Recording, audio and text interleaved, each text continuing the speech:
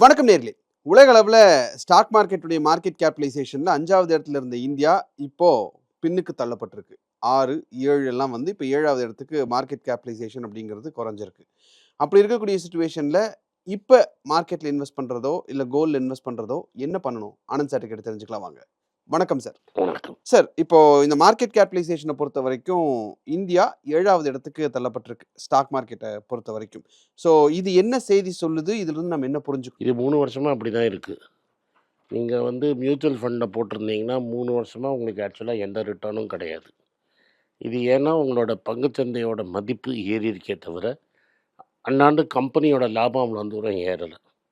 இந்தியால எக்கானமி அவ்வளோ தூரம் குரோத் இல்ல. அதாவது கவர்மெண்ட் சொல்ற அளவுக்கு எக்கானமியில குரோத் இல்ல.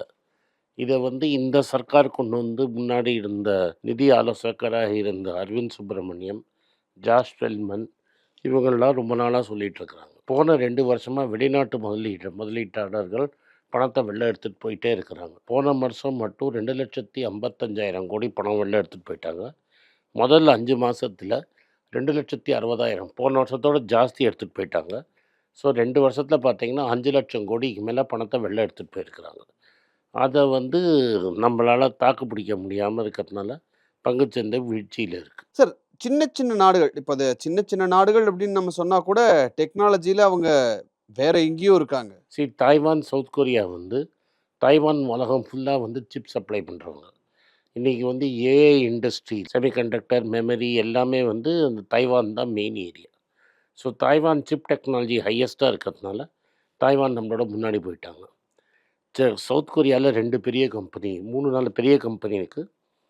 அதில 2 பெரிய கம்பெனிலாம் நம்மள தாண்டி போயிட்டாங்க. ஒண்ணு சாம்சங், இன்னொன்னு எஸ்கே ஹைனிக்ஸ்ன்னு. நம்ம யூஸ் பண்ற எல்லா பொருள்லயும் இந்த எஸ்கே ஹைனிக்ஸ் தான் RAM, memory and important chips எல்லாம் பண்ணுறது சாம்சங். ஸோ இந்த சாம்சங் ஹைனிக்ஸ் சிப்பு சேர்த்திங்க ப்ராஃபிட்ஸ் லாபத்தை மட்டும் சேர்த்திங்கன்னா இந்தியாவோட டாப் 50 கம்பெனி நீங்கள் கூட்டினாலும் இவங்க லாபத்துக்கு ஈக்குவலாக வராது. ஸோ அவ்வளோ லாபம் இவங்க பண்ணுறதுக்கு காரணம் இப்போ உலகத்தில் சிப்ஸுக்கு அவ்வளோ ஷார்ட்டேஜ் இருக்குது. இந்த 2 கம்பெனி அதனால் அமோகமாக பண்ணுது. அதனால் அவங்க 2 பேர் நம்மளுக்கு முன்னாடி போயிட்டாங்க.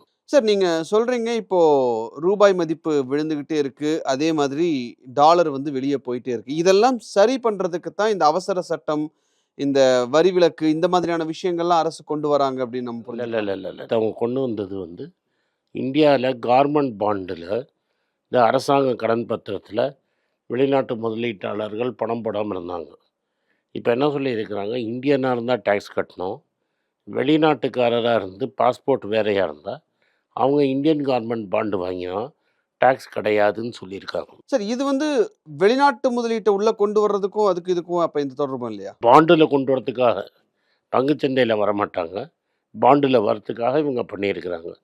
அது பெரிய டெவலப்மெண்ட்டாக இருக்காது. ஏன்னா இன்றைக்கி இந்தியாவில் இப்போ கவர்மெண்ட்டோட பாண்டு விலை 7%, 7.2% தான் இருக்குது. அமெரிக்காவில் 10 வருஷம் பாண்டு ஈல்டு நியர்லி 5% ஆயிடுச்சு. கேப்பு 2% தான். நம்ம ஒரு வருஷத்துக்கு 10% நம்மளோட ரூபாவோட மதிப்பு குறையுது. அதனால் ஒரு வெளிநாட்டு முதலீட்டாளர் அவரோட ரிட்டர்னை டாலரில் தான் பார்ப்பார். ஸோ நீங்கள் லாபம் வந்தால் தான் டேக்ஸ் கட்ட முடியும். லாபமே இல்லை, நட்டங்கிறது டாலரில் பார்க்கும்போது நட்டம் தான் வருது. அதனால் அந்த வட்டி கணக்கு ஏறுற வரைக்கும் இங்கே வரமாட்டாங்க. சரி, இப்போ பங்குச்சந்தையில ஸ்டாக் மார்க்கெட்ல இந்த மாதிரியான சிக்கல் வர்றதுக்கு முக்கியமான காரணம் ஏஐ அப்படின்னு எடுத்துக்கலாமா? ஏஐயோட தாக்கம் தான் இல்லை சார். இந்தியாவில் போன ஒரு 7-8 வருஷமாக இந்திய கம்பெனிகள் இந்தியாவிலே முதலீட்டு பண்ண மாட்டேங்கிறார். நம்ம ஒரு நியாயத்துக்கும் தர்மத்துக்கும் கட்டுப்பட்ட ஒரு கம்பெனியை எடுத்து பார்ப்போம், டாட்டாவை எடுத்து பார்ப்போம். டாட்டா இந்தியாவில் பெரிய முதலீட்டு பண்ணுறதுக்கு பதிலாக அவர் என்ன பண்ணியிருக்காரு, இவாக்கோன்னு ஒரு ட்ரக் கம்பெனியை போய் $5 பில்லியன் கொடுத்து வெளிநாட்டில் தான் வாங்குறாரு. இன்னொரு விஷயம் என்ன பண்ணுறாருன்னா, இந்தியாவில் நகைக்கடைக்கெல்லாம் பெரிய நீங்கள் தடை கவர்மெண்ட் போடுறதுனால அவர் போய் டமாஸ் அப்படின்னு ஒரு 150 கடை இருக்கிற மாதிரி கல்ஃப்லேயும் ஆஃப்ரிக்காவில் இருக்கிற கடையும் வாங்குறாரு. இது உங்களுக்கு எக்ஸாம்பிள் சொல்கிறேன். இது மாதிரி எல்லா கம்பெனியும் என்ன பண்ணுறாங்கன்னா, இந்தியாவில் பணத்தை முதலீட்டு பண்ணாமல் வெளிநாட்டுக்கு எடுத்துகிட்டு போய் முதலீட்டு பண்ணுறாங்க. ஸோ முதலீட்டு வெளிநாட்டுக்கு போயிடுச்சு. இந்தியர்களே பணத்தை வெளிநாட்டுக்கு கொண்டு போய் இன்வெஸ்ட் பண்ணுறதுனால இந்தியாவில் பெருசாக வியாபாரம் ஒன்றும் இல்லை. இப்போ நான் பிஸ்கெட் ஃபேக்ட்ரி போட்டிருக்கிறேன். 100 பிஸ்கெட் பண்ணுறதுக்கு என்கிட்ட ஃபேக்ட்ரி இருக்குது. என்கிட்ட வெறும் 60 பிஸ்கெட் தான் விற்குது. மீதி அப்போ நான் எப்படி இன்னொரு ஃபேக்ட்ரி போடுவேன்? இப்போ நான் 100 பிஸ்கெட் டிமாண்ட் வச்சுருக்கிறேன், ஃபேக்ட்ரி வச்சுருக்கிறேன். 120 பிஸ்கெட் விற்றா தான் நான் 2வது ஃபேக்ட்ரி போடுவேன். இந்தியாவில் பேசிக்கிட்டு டிமாண்ட் இல்லை. சரி, இப்போ ஏஐ வந்ததுக்கப்புறம் ஒவ்வொரு செக்டாரா எடுத்து பார்த்தோம் அப்படின்னா, அதுல ஏற்படக்கூடிய வீழ்ச்சிக்கு காரணம் அப்படிங்கிறது ஏஐ அப்படின்ற ஒரு விஷயத்த சொல்றாங்க. அதுதான் இப்ப ஸ்டாக் மார்க்கெட்லயும் எதிரொலிக்குதோ? ஏஐ தான் இதுக்கும் காரணமோ? இல்லை இல்லை, அப்படின்றது தான் கேள்வி. ஏஐக்கும் அதுக்கும் சம்மந்தமே கிடையாது. ஐடி செக்டரில் டிசிஎஸ், விப்ரோ, இன்ஃபோசிஸ் மாதிரி கம்பெனி எல்லாம் ஆல்ரெடி ஆட்களை தனியாக எடுத்து வச்சுருந்தாங்க. இப்போ ஏஐ வந்ததுனால எங்களுக்கு அவ்வளோ ஆட்கள் தேவைப்படாதுன்னு ஆட்களை வெளில அனுப்பிச்சிட்டாங்க. எல்லா கம்பெனிலையும் வெளில அனுப்பிச்சிட்டாங்க. அது மட்டும் இல்லாமல் இப்போ புதுசாக வேலைக்கு ஆட்களை சேர்க்கறது வந்து இந்தியாவில் ஹையஸ்ட் லெவல் வந்து இந்த ஐடி கம்பெனி தான் எடுத்துகிட்டு இருந்தாங்க. இப்போ புது ஆட்களை வேலைக்கு எடுக்கிறது இல்லைன்னு இந்த கம்பெனிகள்லாம் டிசைட் பண்ணிட்டாங்க. ஸோ இப்போ பாஸ் பண்ணி டிகிரி முடித்து வெளில வரவங்களுக்கு அங்கே வேலை வாய்ப்பு கிடைக்கிறது ரொம்ப கஷ்டமாக இருக்குது. சார், இப்போ இந்தியால இருக்கக்கூடிய இந்த பொருளாதார பிரச்சனைகள சரி பண்றதுக்கு 90ஸ்ல நரசிம்மராவ் அவர்கள் செஞ்ச மாதிரியான அந்த டைம்ல அவங்க செஞ்ச மாதிரியான இந்த கோல்ட பிளட்ஜ் பண்றது, இல்ல கோல்ட சேல் பண்றது, இந்த மாதிரியான விஷயங்கள் பண்றதுக்கான வாய்ப்பு? ஃபஸ்ட்டு கரெக்ஷனு, நரசிம்மராவ் கோல்டு விற்கல. நரசிம்மராவ் கோல்டு அடமானம் வச்சார். ஒரு 2 வருஷத்துல திருப்பிட்டார். ரைட்டா? இந்தியாவோட ப்ராப்ளம் கோல்டு வச்சதுனால சரியாகுது. இந்தியாவோட ப்ராப்ளம் பிரைமர்லி என்னன்னா, நீங்கள் வந்து பெரும் முதலாளிகளுக்கு மட்டும் சலுகை கொடுத்துருக்காங்க. A1 to A7 நாங்கள் 7 கம்பெனியை சொல்கிறோம். A1 to A7ங்கிற கம்பெனிகளை அவங்க இப்போ எந்த பிஸ்னஸ் எடுத்தாலும் அவங்களுக்கே திரும்பி எல்லா வாய்ப்பும் அவங்களுக்கு. போர்ட்டு, ஏர்போர்ட்னா A2, எனிதிங் ஏதாவது சம்மந்தம் ஐடி ஏதாவது A1. இது மாதிரி எல்லாத்தையும் நீங்கள் இந்த மாதிரி ஒரு 7 பேருக்கே வியாபாரம் கொடுத்துட்ருக்கிறதுனால சிறு தொழில் செய்கிறவங்கள நீங்கள் நசுக்கிறீங்க. இப்போ நீங்கள் வந்து ஈரோட்டில் பண்ணுறவங்க, ஈரோட்டில் துணி நெய்கிறவங்க, திருப்பூரில் இது பின்னலாடை தொழில் பண்ணுறவங்க, அவங்களுக்கெல்லாம் நேராக சைனாலேருந்து இம்போர்ட் பண்ணால் சீப்பாக இருக்கும் ரா மெட்டீரியல். ஆனால் நீங்கள் என்ன சொல்கிறீங்க, குவாலிட்டி கண்ட்ரோல் போட்டு நீங்கள் வெளிநாட்டிலேருந்து இறக்குமதி செய்ய முடியாது, நீங்கள் வந்து இவர்கிட்ட தான் வாங்கணும், யார்கிட்ட A1லேருந்து A7ட்ட தான் வாங்கணும்னு அவங்க விலையை ஏற்றி வச்சுருக்குறாங்க. ஸோ இப்போ சிறு தொழிலர் இந்தியா வந்து எப்போ மன்மோகன் சிங் காலத்தில், நரசிம்மராவ் காலத்தில் வளர்ந்ததுன்னா சிறு தொழில் வளர்ந்தது. ஸோ நீங்கள் இந்தியாவை வளர்க்க வைக்கணும்னா சிறு தொழிலை வளர்க்க வச்சிங்கன்னா தான் வளரும்.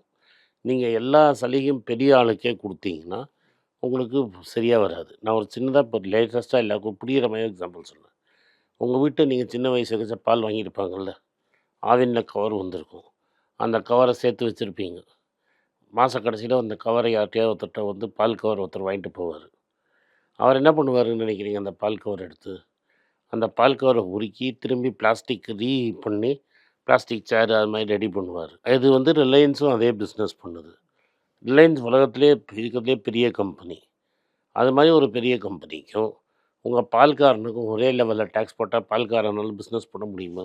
அது மாதிரி போட்டு ஜிஎஸ்டி அது மாதிரி வந்து ஒரு பால் கவர் கலெக்ட் பண்ணுறவனுக்கும் 28% ஜிஎஸ்டி, ரிலையன்ஸுக்கும் 28% ஜிஎஸ்டி போட்டிங்கன்னா நீங்கள் இன்டெரக்டாக என்ன பண்ணுறீங்கன்னா, அந்த பால் கவர் கலெக்ட் பண்ணுற வியாபாரத்தை அழிக்கிறதுக்கு தான் இந்த செய்கிறீங்க. அதை நீங்கள் சக்ஸஸ்ஃபுல்லாக அழிச்சிட்டீங்க. அதனால தான் இந்த நீங்கள் என்ன நினச்சிங்க, எல்லாத்தையும் ஃப்ரெண்டுகிட்ட கொடுத்தா ஒன்றும் ஆகாதுன்னு நினைக்கிறீங்க. பட் அவன் ஒரு 20 பேருக்கு வேலை கொடுப்பான்.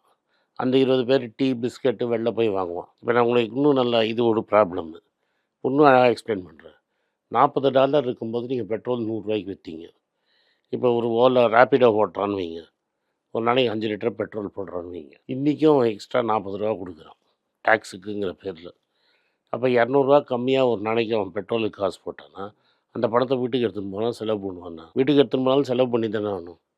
ஒரு நாளைக்கு ஒரு ரேப்பிடோ டிரைவர் ₹200 எக்ஸ்ட்ரா செலவு பண்ணால் அந்த எக்கானமி என்ன ஆகும்? ஸோ நீங்கள் எப்போதுமே வந்து சிறு வியாபாரத்தை கவனிக்காமல் பெரும் முதலாளிகளை கவனிச்சிங்கன்னா இதுதான் வரும்.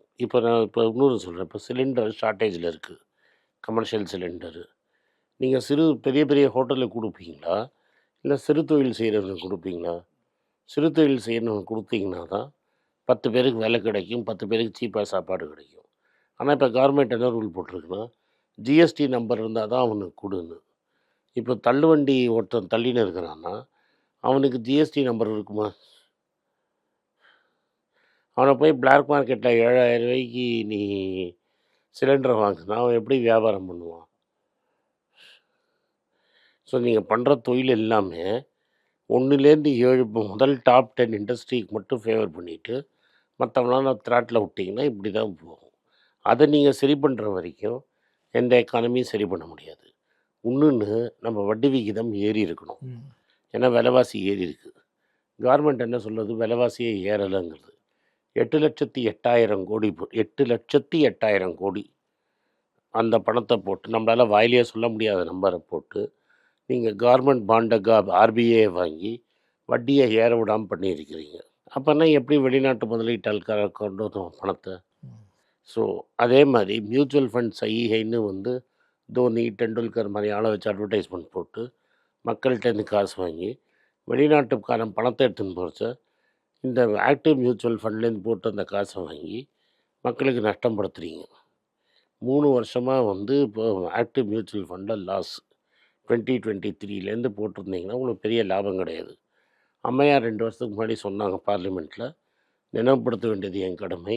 என்ன சொன்னாங்க, retail investors are the shock observers of the country.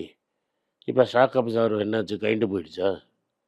இப்போ ஷாக் அப்சர்வர் பற்றி பேச முடியுமா? அதே மாதிரி பெரிய கம்பெனிக்கு ஒரு ஆபத்துனா முன்னாடி போகிறாங்க. இப்போ இங்கே வந்து ஹிந்து பர்மனன்ட் பெனிஃபிட் ஃபண்டு அவங்க கட்சிக்காரனே வந்து ஃபோர்ஜரி பண்ணிட்டான். ரைட்டா? சேலத்தில் 2 விவசாயிக்கு நடுவில் வாய்க்கா வார்ப்பு தகராறுனா ஈடி பாயுது.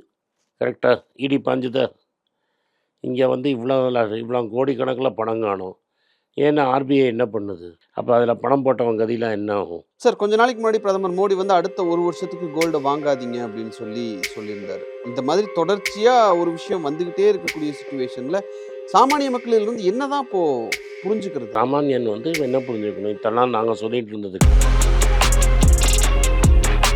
சார், மக்கள் இருக்கக்கூடிய கேள்வி, இப்போ பேங்க்ல இருக்கிற பணமோ இல்லை தங்கமோ இல்லை எல்ஐசியில் அவங்க செஞ்சு வச்சிருக்கக்கூடிய முதலீடோ இந்த மாதிரி ப்ராப்ளம்ஸ் வரும்போது எடுக்க முடியாமல் போயிடுமோ அப்படிங்கிற ஒரு பயம். எல்ஐசியில் போய் பணம் எடுக்க இப்போ இந்த டைமில் கோல்டு வாங்கலாம்? டெஃபினட்டாக வாங்கி